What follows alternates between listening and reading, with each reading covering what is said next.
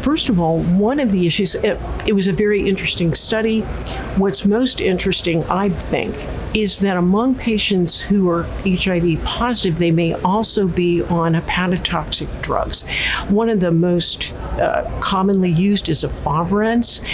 That drug, even if your patient tolerates it well, if you give them gene therapy, it's the same liver cell that's now being stuffed with all this AAV vector, and it competes with metabolism, and you can get some very high-grade liver toxicity.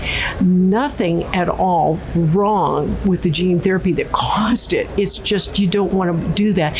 So in addition to our standard guidelines to involve a hepatologist and understand if the patient is otherwise well enough to undergo gene therapy, which, by the way, is a topic for the Medical Advisory Committee of NHF. We're really trying to get some good guidelines together. But in addition to those things, you need to avoid the hepatotoxic drugs.